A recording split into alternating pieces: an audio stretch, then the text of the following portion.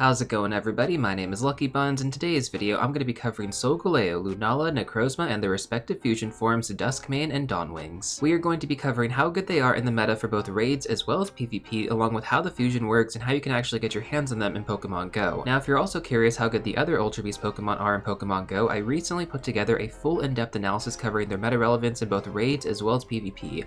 I would strongly recommend checking out that video, which is going to be linked down below. Most of them are going to be coming back for Pokemon Go Fest Global this year, and you definitely don't want to overlook any of them, as many of them are extremely meta relevant. Now, since Duskmane and Dawnwings Necrozma are both fused from Solgaleo and Lunala respectively, we're going to be talking about Cosmog first and its accessibility. Timestamps are going to be posted below, so feel free to skip ahead to the analysis for any of the Pokemon that you're actually interested in. So first of all, how can you actually get Cosmog in Pokemon Go?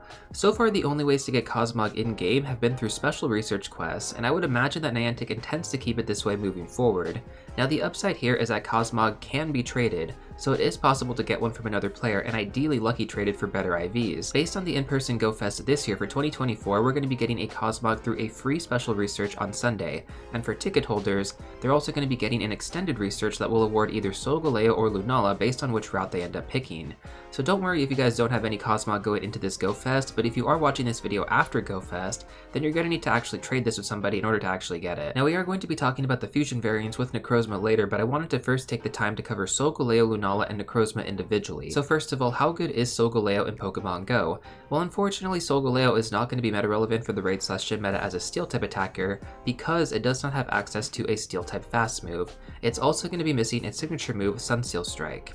Now, despite not having meta relevance in the raid/gym meta, Solgaleo is actually one of the best Pokemon to use in the Open Master League. It currently ranks within the top 10, and you ideally want to be running Fire Spin plus Psychic Fangs and Iron Head. Now, due to the inaccessibility of Cosmog, this also makes Solgaleo one of the best Pokemon in the game to actually use your extra large rare candy on. When Solgaleo is fused with Necrozma, it's going to be using that candy instead and not the Cosmog candy, outside of the amount required to actually perform the fusion. So if you end up getting the Hundo Cosmog, I would strongly recommend evolving it into Solgaleo, and this Pokemon is going to be maxing out at 4,570 CP at level 50. Next up, let's take a look at how good Lunala is going to be in Pokemon Go. So unfortunately as well for Lunala, it's not going to be meta relevant for the raid/gym meta as a ghost type attacker because it does not get access to a ghost type fast move, which in this case would most likely be Shadow Claw, as it does get access to this move in the main series games. It's also going to be missing its signature move, Moongeist Beam. Now, unlike Solgaleo, where it actually has meta relevance in the Open Master League despite not having meta relevance in the raid/gym meta, for Lunala, it does not actually have meta relevance in the Open Master League. So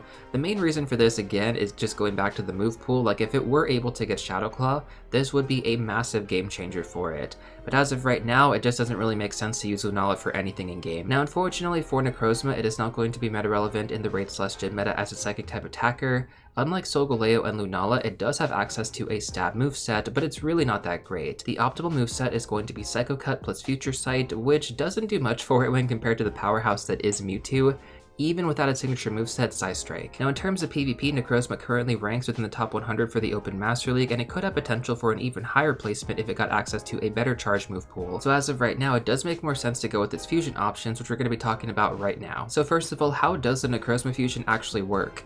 When fusing Necrozma together with either Solgaleo or Lunala, the IVs are going to be determined based on Necrozma's IVs, similar to the main series games. This is going to be great news for anybody who didn't actually get good IVs on their Solgaleo or Lunala, which I'm assuming is going to be the case for many players. You're going to need 1000 Solar Fusion Energy to fuse Necrozma with Solgaleo to get Duskmane Necrozma, and then you're going to need 1000 Lunar Fusion Energy to fuse Necrozma with Lunala to get Dawnwings Necrozma.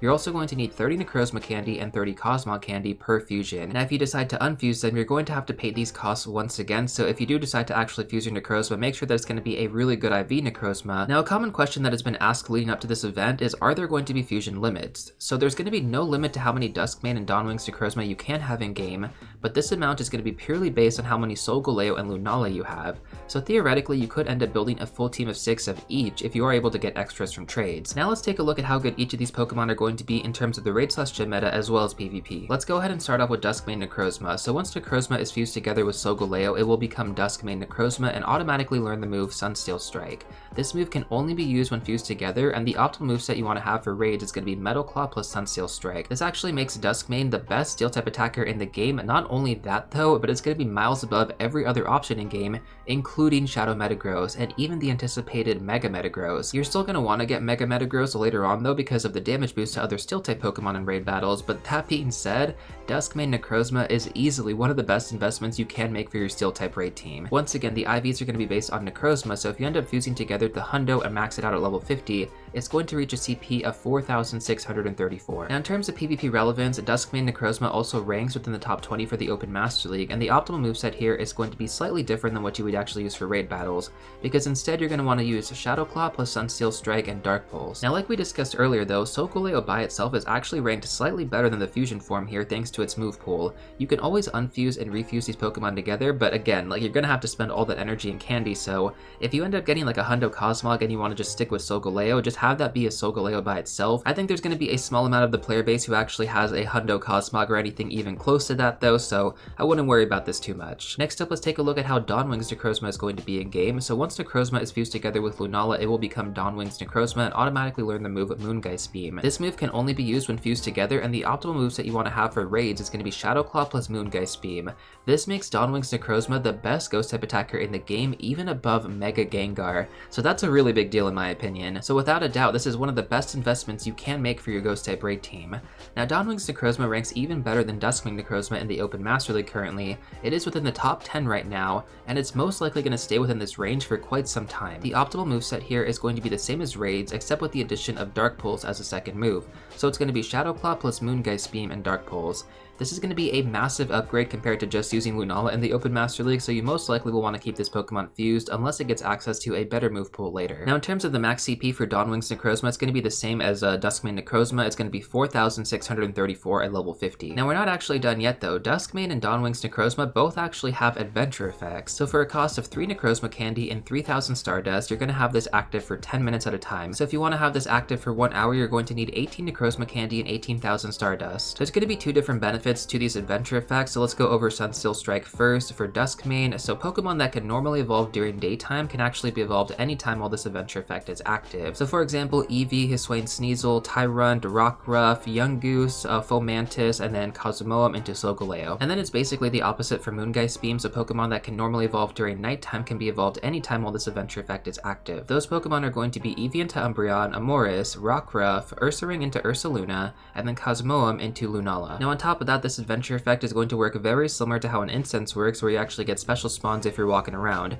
If you're stationary, you get a spawn every 5 minutes, so if you are going to be using this, I highly recommend walking around somewhere, as you should be getting spawns about every 30 seconds. Now in terms of which incense spawns you're going to get access to, for Sunsteel Strike you're going to get access to Pidgey, Helioptile, Solrock, Cottonee, Alolan Exeggutor, Rockruff, Tyrunt, Yungoos, and Fomantis.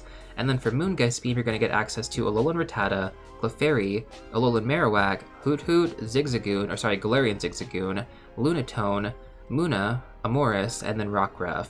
Now between these two, the super rare spawn that you guys can get is going to be the rare Rockruff version that can actually evolve into Dusk form Lycanroc. Now finally, let's go over one more bonus form for Necrozma. So for those of you who actually played through Pokemon Ultra Sun and Moon, there's actually one more form for Necrozma when fused together with either Solgaleo or Lunala.